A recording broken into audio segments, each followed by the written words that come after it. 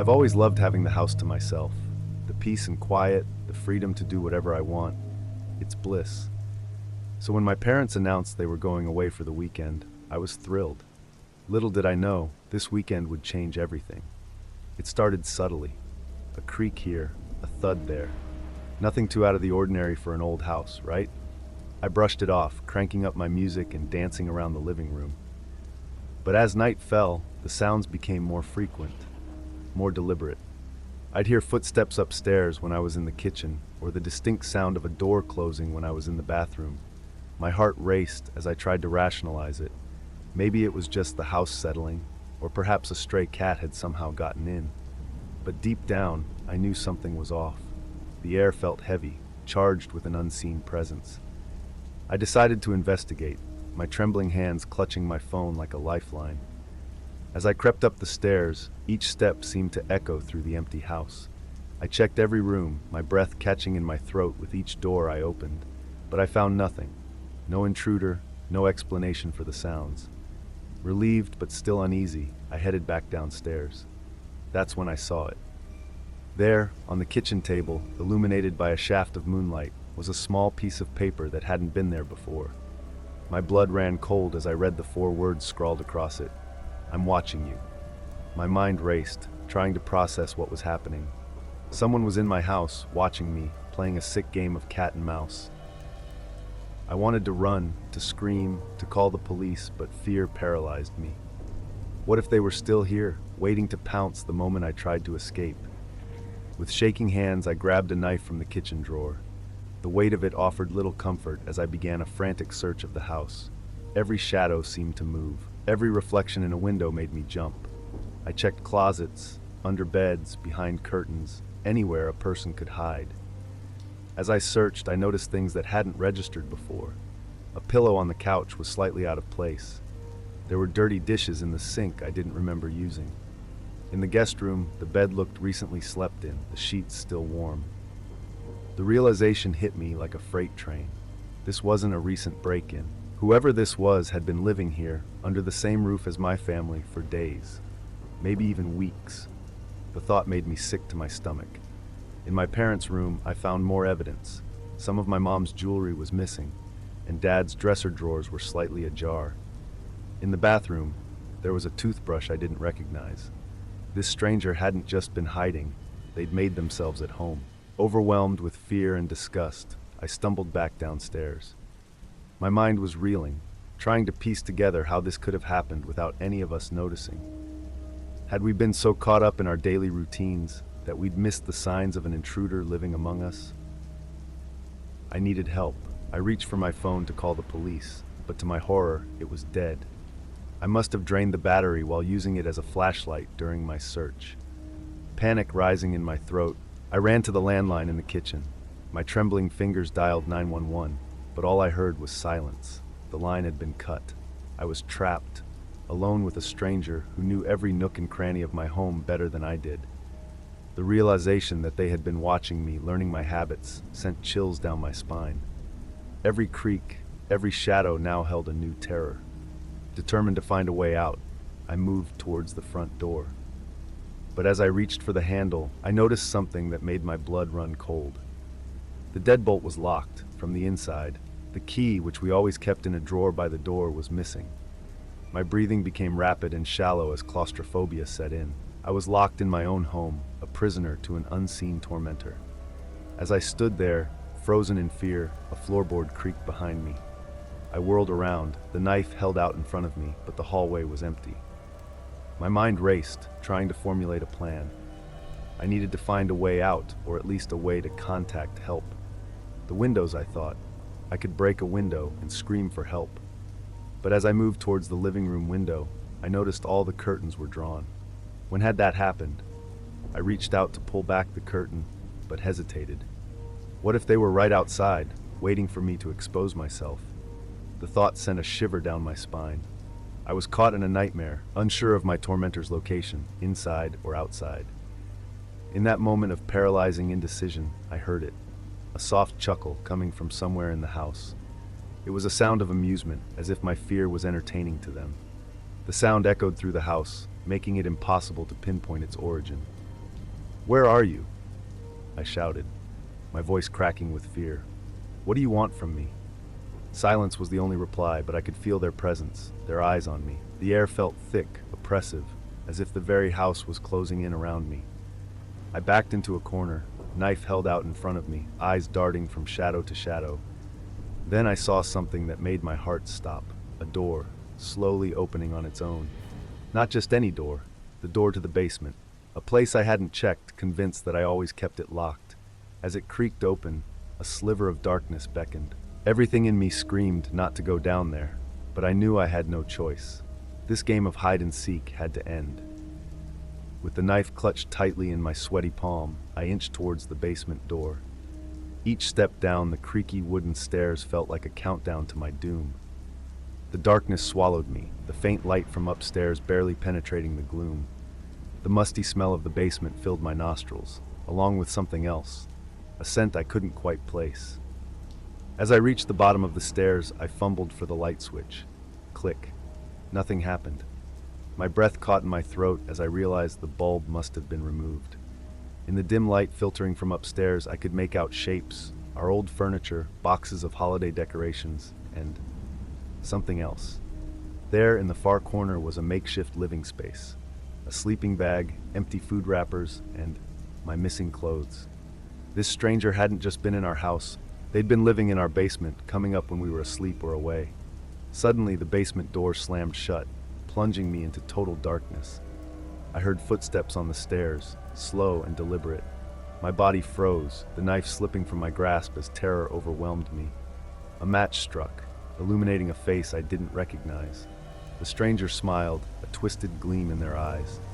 "Welcome home," they said, their voice chillingly familiar from all the times I'd dismissed it as the house settling. "I've been waiting for us to finally meet."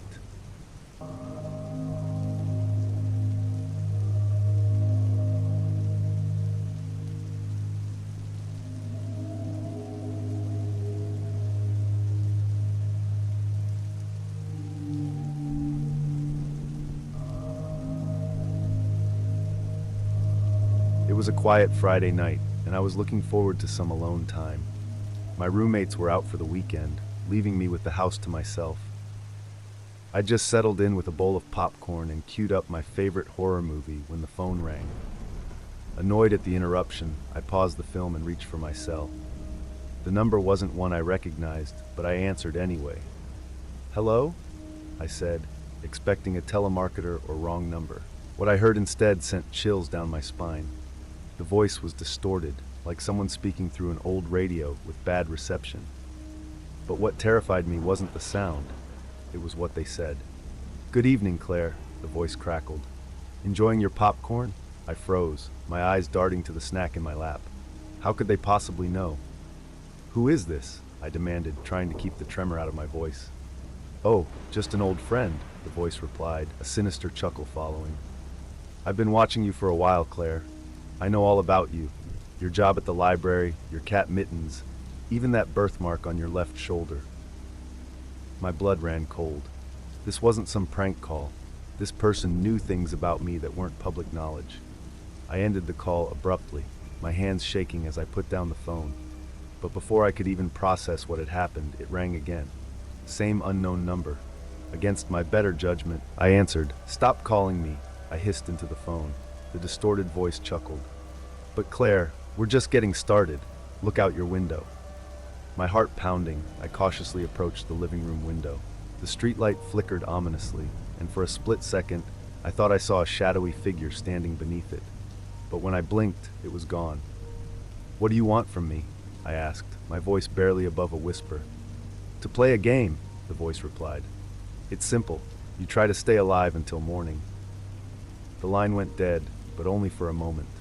The phone rang again and again and again. Each call brought new threats, new details about my life that no stranger should know. The voice described my childhood home, recited my social security number, even mentioned a secret I'd never told anyone. I tried blocking the number, but the calls came through anyway. I turned off my phone, but then the landline started ringing. There was no escape. Panicking, I called the police. The operator listened patiently as I explained the situation, my words tumbling out in a frantic rush. She assured me they would trace the calls and send a patrol car to check on me. 20 agonizing minutes later, 2 officers arrived. They searched the house and found nothing suspicious. Just as they were about to leave, my phone rang again. With trembling hands, I answered on speaker. "Having fun with your new friends, Claire?" The voice taunted. "Tell them to check 1352 Elm Street. I'll be waiting." The officers exchanged glances. 1352 Elm Street was an old, abandoned house just a few blocks away. It had been empty for years, a local eyesore that kids dared each other to enter on Halloween. "Stay here and lock the doors," one officer instructed me. "We'll check it out and be right back." As their patrol car pulled away, the silence in the house became oppressive. Every creak of the floorboards, every rustle of the curtains made me jump. I paced nervously, clutching my phone like a lifeline. Suddenly, it vibrated in my hand, a text message from an unknown number. "They won't find me, Claire, but I can see you." I spun around, half expecting to see the caller standing behind me, but I was alone, or at least I appeared to be. The feeling of being watched was overwhelming. Another text, "Check your email." With shaking hands, I opened my laptop. There, in my inbox, was a new message. The subject line read, "Smile for the camera." I clicked it open, and my scream caught in my throat. It was a photo of me, taken just seconds ago, standing in my living room with my phone in hand. The angle was from above, as if someone had installed a hidden camera in my ceiling. As I stared at the image in horror, my phone rang again. This time, when I answered, the voice was crystal clear. "I'm closer than you think, Claire," it said. "Much, much closer." And then I heard it, not just through the phone, but echoing through the house. A laugh coming from somewhere inside. Panic overtook me. I ran for the front door, fumbling with the locks. But as I stepped onto the porch, ready to flee into the night, I froze. There, parked across the street, was a car I didn't recognize. Its headlights flicked on, blinding me momentarily. Was it the police, returning from the abandoned house? Or was it him? I couldn't take the chance. I darted back inside, slamming the door and retreating to the bathroom. It was the only room without windows, the only place I felt marginally safe. My phone rang again. This time, it was the police. "Miss Thompson?" "We checked out the address. The house was empty, but..."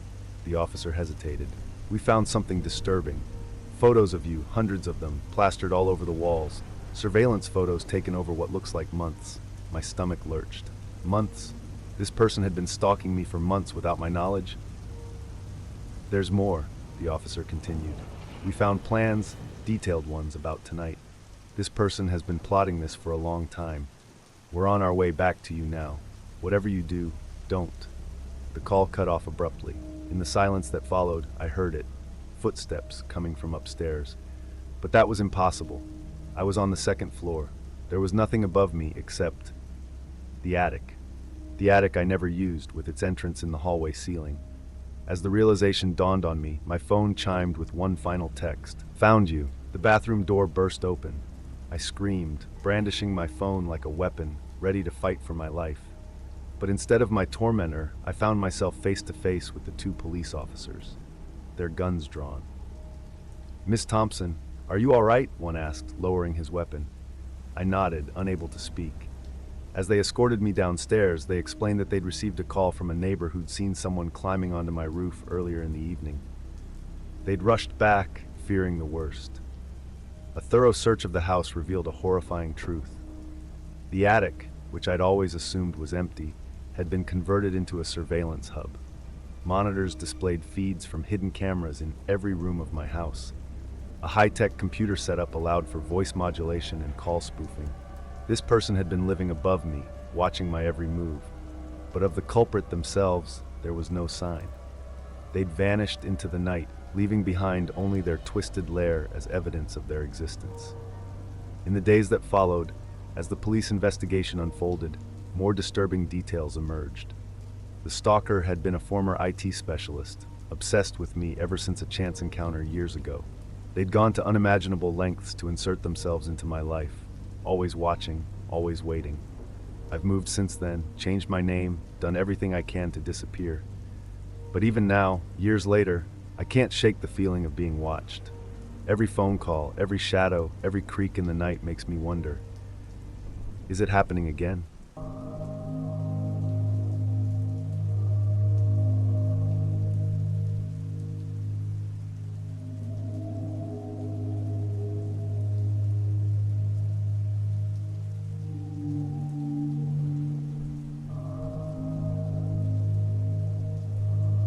It was well past midnight when I found myself engrossed in a gripping novel, the soft glow of my bedside lamp the only light in the room. The house was silent, save for the occasional creak of settling wood. As I turned a page, a flicker of movement caught my eye. I glanced up, my gaze drawn to the open doorway leading to the hallway beyond.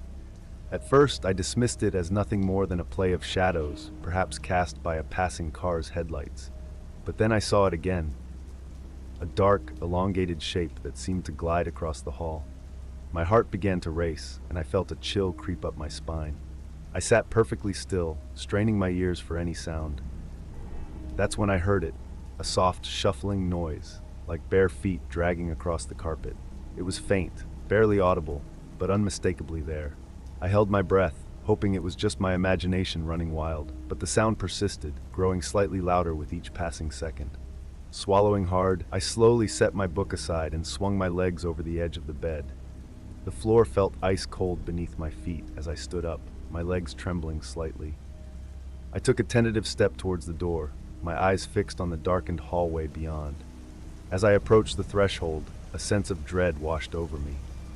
I knew with chilling certainty that the shadow I had seen and the footsteps I had heard didn't belong to anyone living in this house. With trembling fingers, I reached for the light switch, flicking it on and off repeatedly.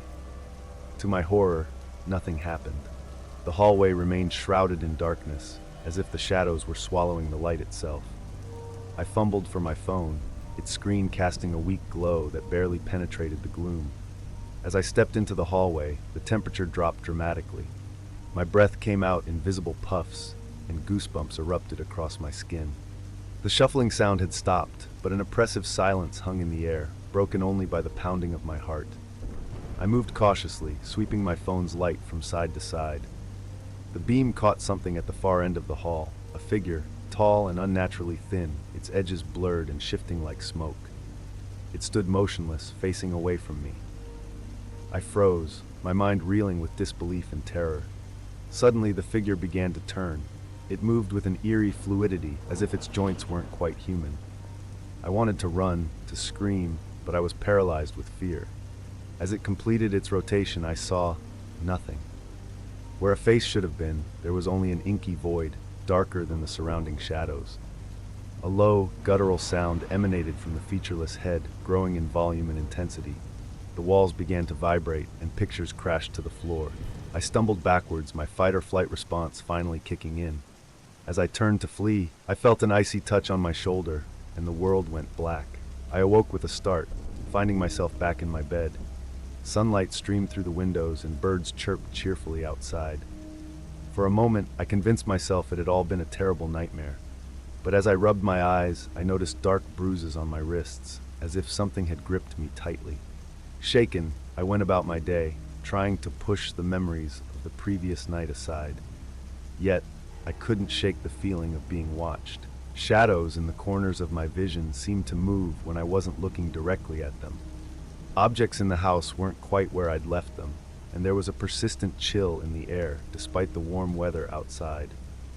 That evening, as twilight approached, my anxiety grew. I double-checked all the locks and turned on every light in the house. But as night fell, the bulbs began to flicker and dim, no matter how many times I changed them. The shadows lengthened, creeping across the floors and walls like living things. I huddled in my bedroom, doors and windows locked, a baseball bat clutched in my trembling hands. As the clock struck midnight, I heard it again. That soft, shuffling sound in the hallway. My phone lay dead on the nightstand, refusing to turn on. The temperature plummeted, and I could see my breath misting in the air. Then slowly, my bedroom door began to open. I raised the bat, my heart threatening to burst from my chest. As the door swung wide, I saw it. The shadowy figure, more solid now, its void-like face turned towards me. I swung the bat with all my might, but it passed through the figure as if it were made of smoke. An inhuman shriek filled the room, causing the windows to rattle in their frames. The shadow lunged forward, its form stretching and contorting impossibly. I ducked and rolled, narrowly avoiding its grasp. I sprinted out of the room, down the stairs, and towards the front door. But as I reached for the handle, I felt an icy grip around my ankle. I was yanked backwards, my chin slamming painfully against the floor.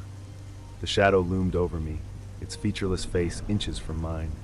I could feel its cold, otherworldly presence seeping into my very bones. In desperation, I lashed out, my fist connecting with what should have been its chest. To my surprise, I felt something solid, and the creature recoiled. Seizing the moment, I scrambled to my feet and ran to the kitchen. I grabbed a handful of salt from the shaker and turned to face my pursuer. As it entered the room, I flung the salt at it. The effect was immediate and shocking. Where the salt touched, the shadow sizzled and smoked, parts of its form disintegrating. The creature let out an ear-splitting wail and retreated. I followed, armed with the salt shaker, forcing it back through the house. As we reached the hallway where I'd first seen it, I noticed a strange shimmer in the air, like heat rising from pavement. Realization struck me. This was no ordinary shadow. It was something from another place, another reality, and I had just found its way back home. With newfound determination, I continued my assault, hurling salt at the writhing shadow.